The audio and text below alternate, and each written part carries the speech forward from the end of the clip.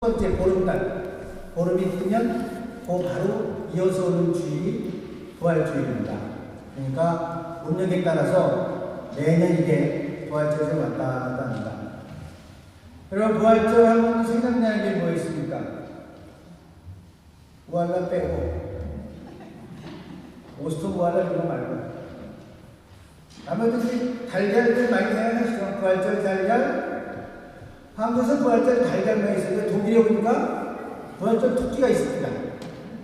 한국에서는 토끼 못 봤는데 여기 오니까 부활절 토끼가 있어요. 부활절 달걀을 상징하는 이유는 로마 시대 때는 이 달걀이 그 딱딱한 알 껍질을 깨고 나면 생명의 표시였어요.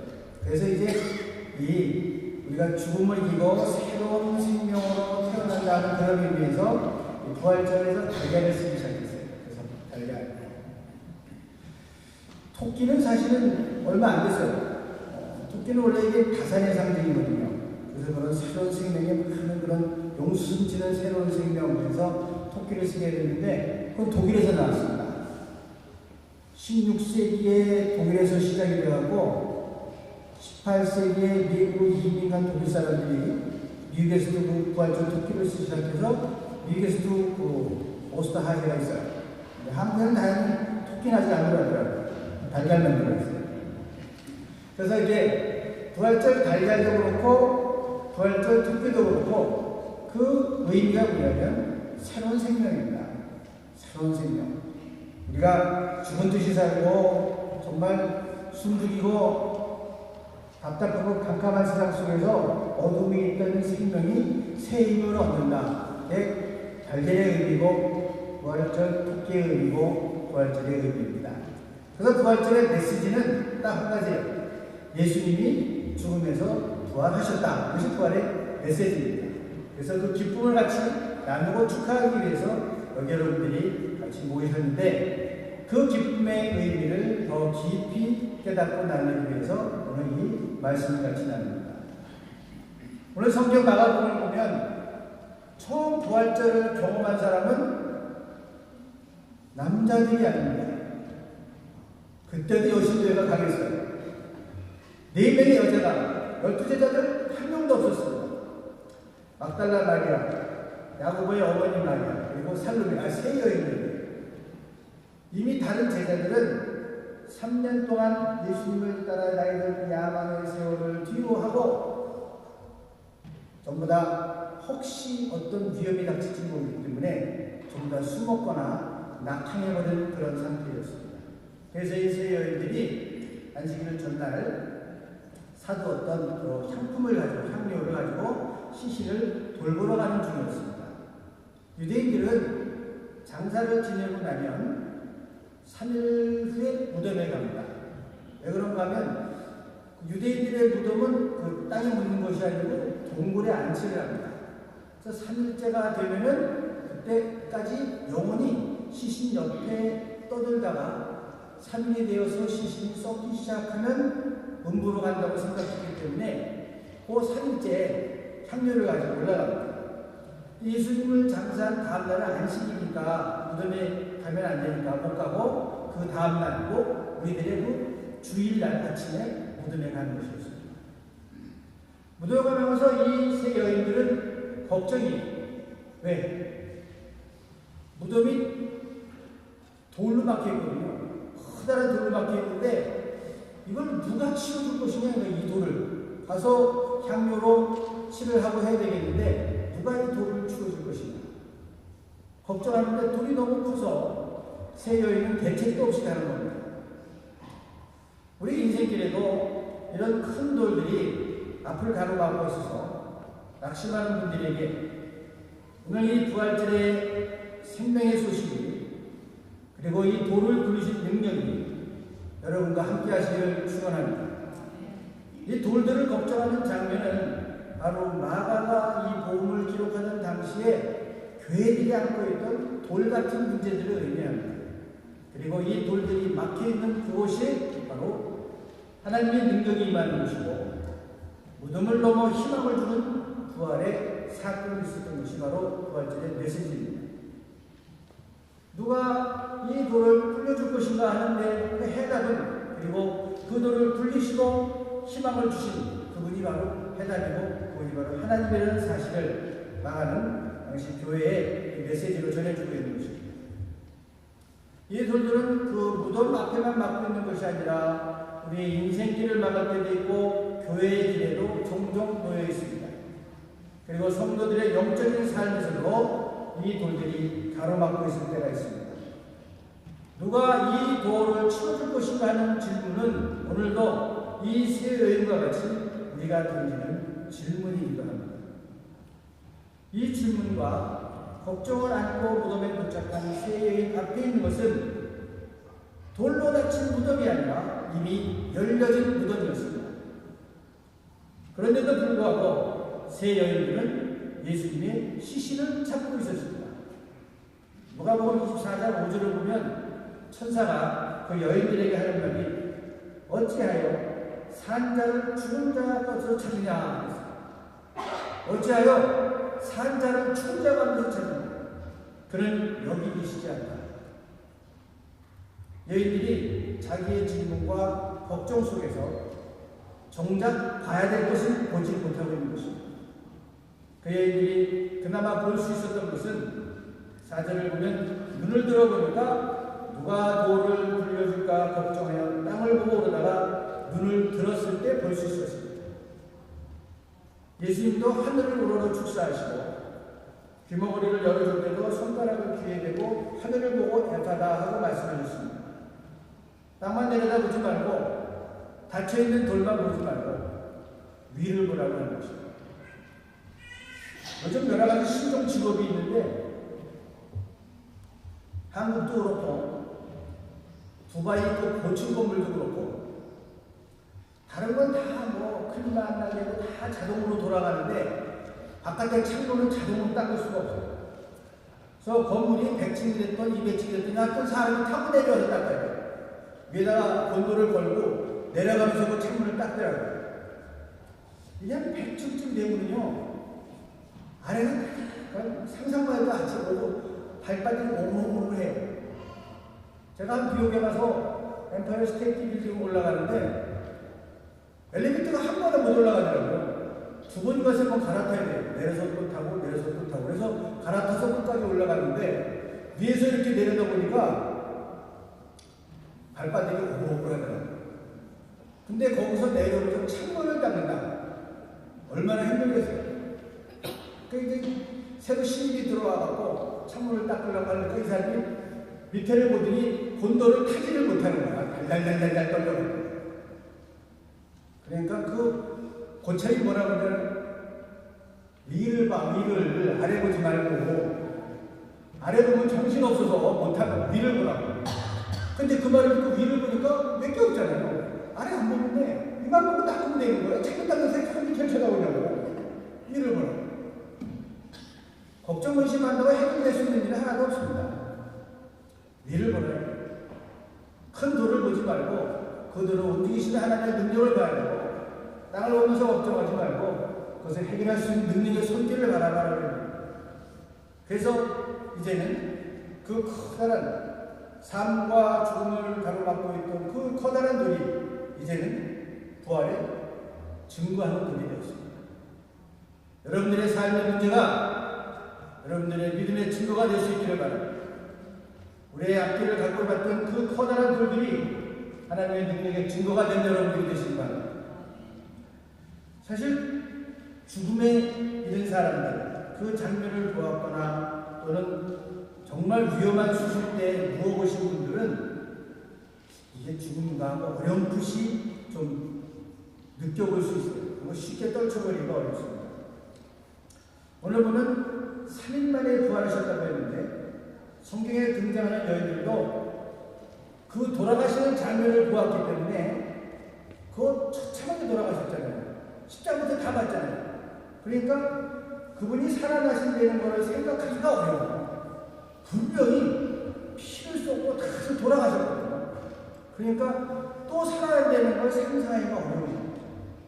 그 채찍을 맞고 십자가의 고통을 겪으면서 힘이 다 빠진 상태에서 십자가에 매달려서 돌아가시는 장면을 고통스러운 모습을 보았던 여인들은 그 눈에 그 장면이 생생하기 때문에 부활을 기다린다든가 살아난다는 생각을 하기가 어렵습니다.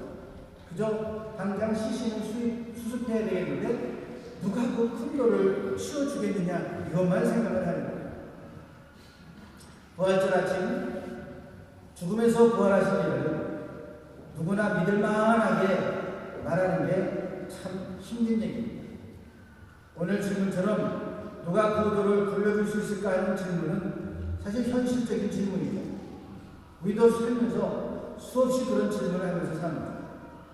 사람들은 이럴 경우에 경험에 비추어서 여하튼 이제까지 그러저러 굴러오지 않았는가 생각하기도 하고, 경험에 비추어서 뭐 어떻게 되겠지라든가 안 된다든지 이런 생각을 합니다. 쉽게 부활을 얘기하기가 쉽지 않다고 합니다.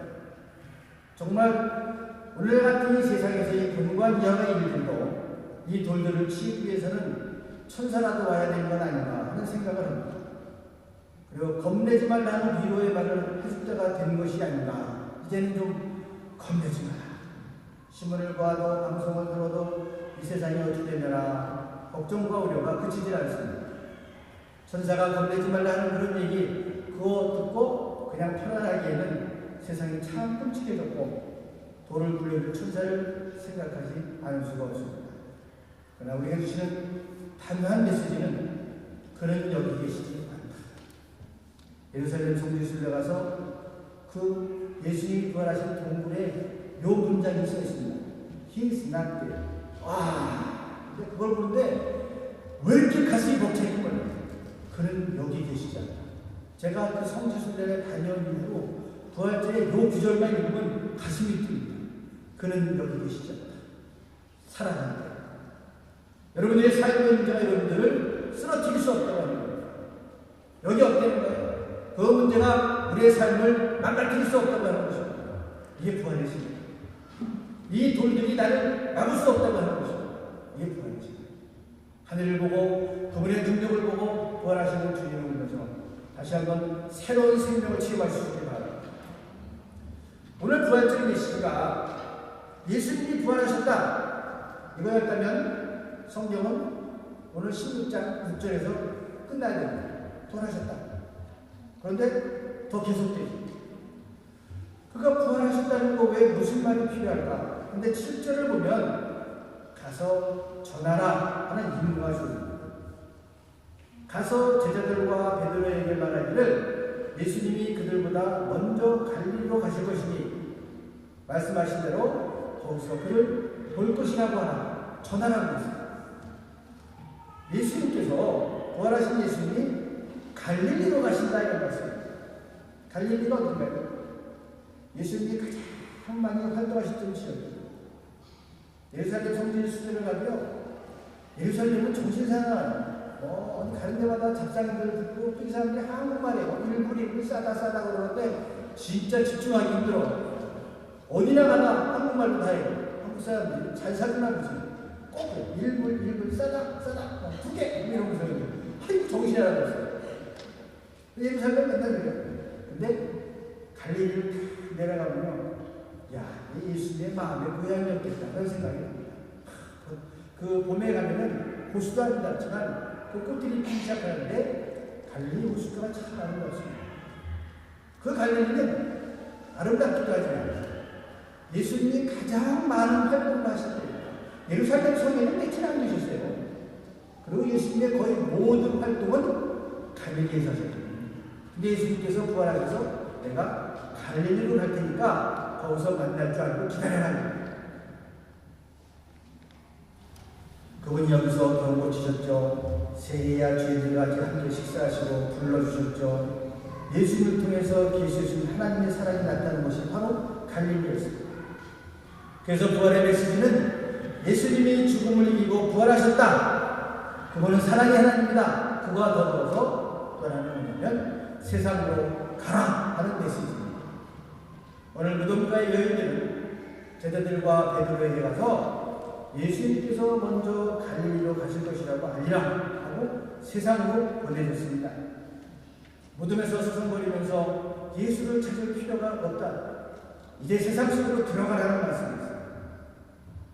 평소에 그 생활 속에서 평상의 삶 속으로 돌아가라. 무덤 앞에서가 아니고 너희의 평범한 삶 속에서 갈릴리에서 나를 보게 될 것이다. 이미 돌은 굴려졌고 여기에 계시지 않다. 그를 죽은 자 가운데서 찾지 말아라. 그는 더 이상 주부에 머물러 있지 않다. 너희도 이제 이 생명을 덧입고 너의 삶의 한가운데 돌아가라.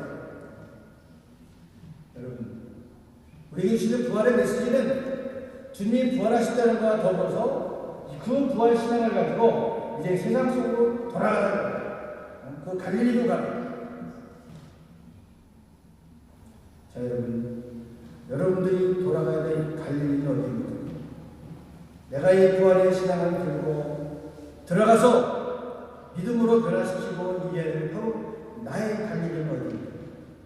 교회입니까? 일터입니까? 가정입니까? 아니면 여러분의 심령 그 자체입니까? 그리고 부활 신앙을 가지고 가라 하는 말씀입니다. 부활의 메시지는 우리가 아는 상식 정도를 확인해 주는 게 아닙니다. 우리들의 경험과 습관들을 벗어버리지 못하는 생각의 틀까지도 완전히 새롭게 해주는 것입니다. 우리가 옛날 습관대로 경험대로 돌아가려 할 때마다 우리는 그는 여기에 계시지 않다 말을 듣게 될 것입니다.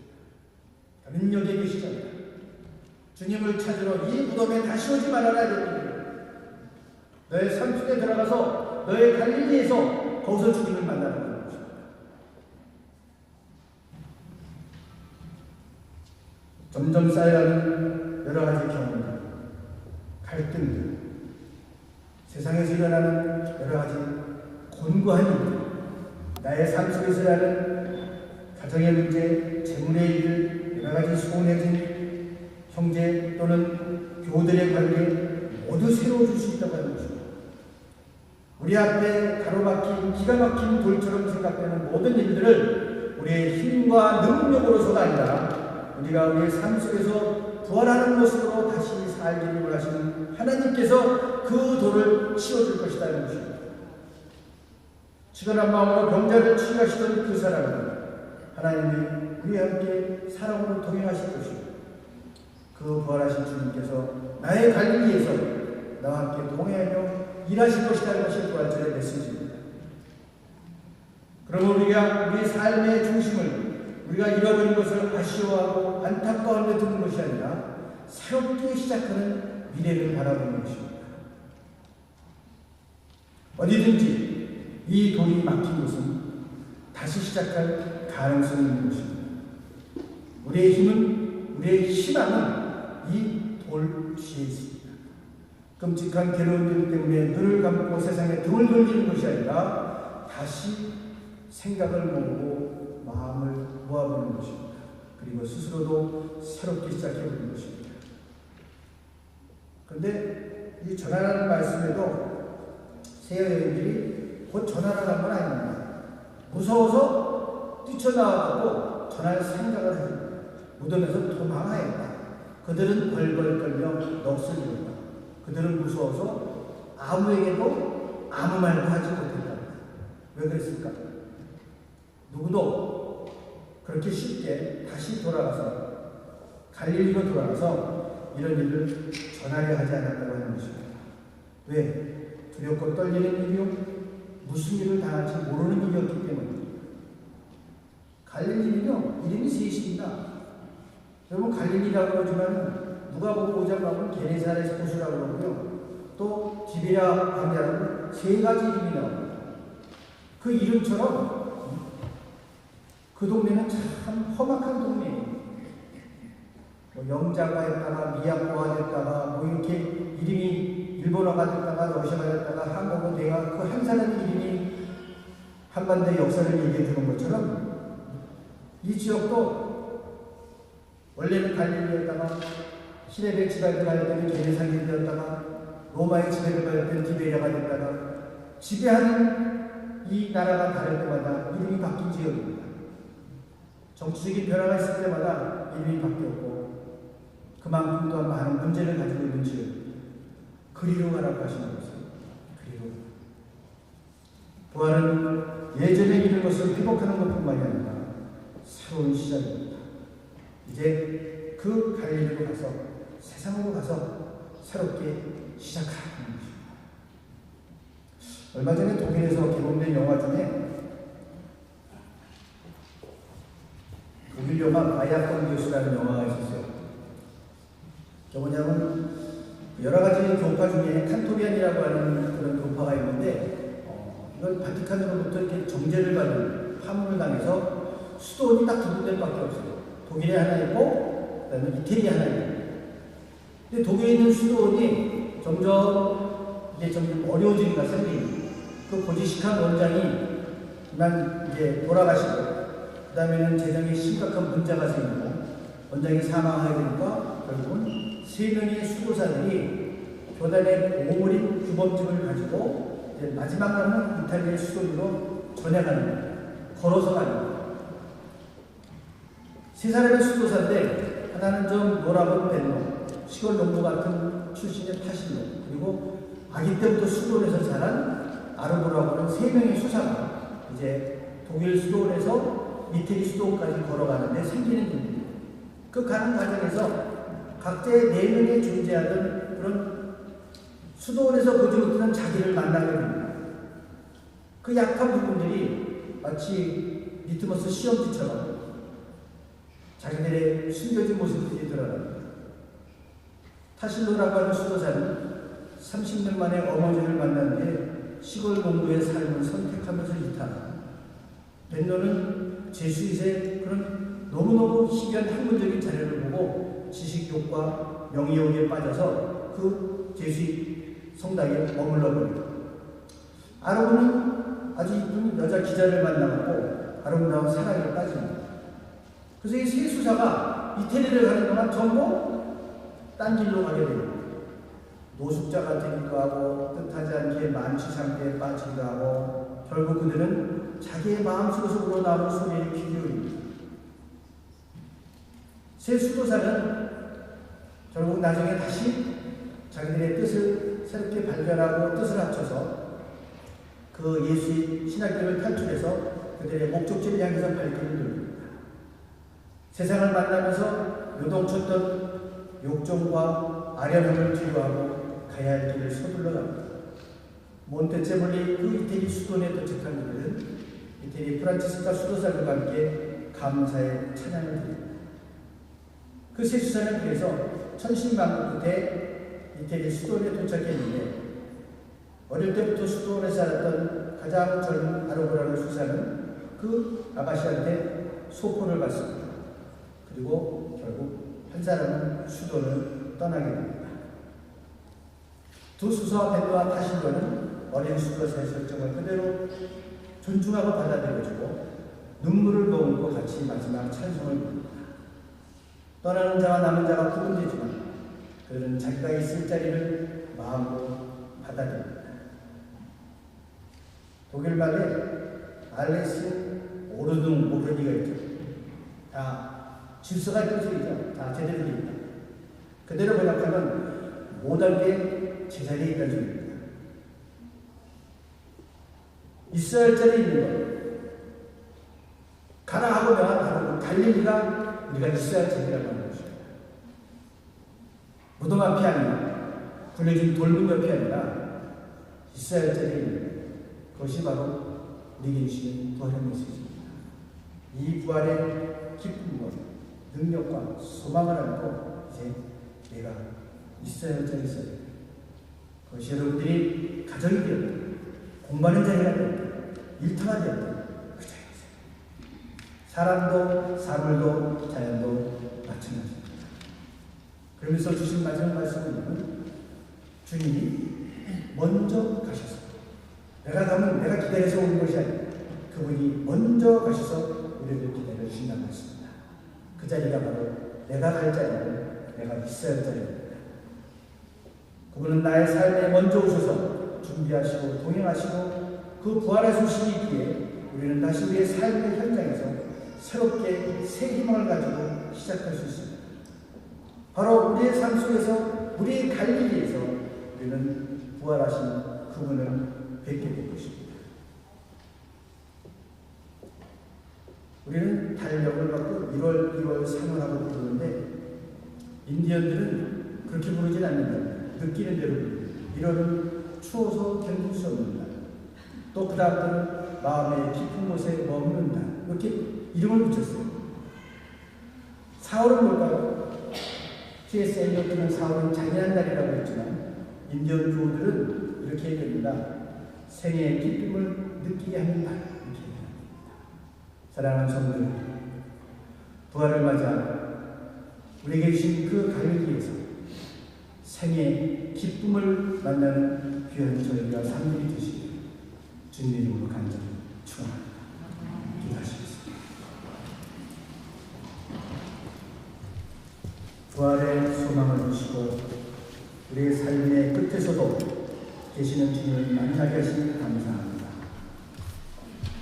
돌무덤에 갇혀있던 어둠을 밀어내고 빛으로 오신 주님, 우리가 나태의 깊은 잠에서 깨어나게 하시고 죽음보다 강한 사랑의 힘으로 들어오신 주님을 만나게 해주시옵소서. 죄를 비우쳐 눈이 맑아진 기쁨으로 부활하신 주님을 찬양하게 하시고 날마다 새롭게 생명의 수액을 빼올리는 생명나무가 되게 하여 주시옵소서. 갈릴리로 가라 하신 주님의 말씀을 따라 새로워진 마음으로 나의 갈릴리에서 새로운 세상을 열어가게 하여 주시옵소서. 회개의 눈물과 사랑을 고백하며 기쁨에 찬 부활의 축제가 되게 하여 주시옵소서. 우리는 죄이어도 당신이 사랑이어서 또다시 우리 살게 하는 심찬 노래 우리의 갈릴리에서 부르게 하여 주시옵소서. 예수님 이름으로 간절히 기도하옵나이다.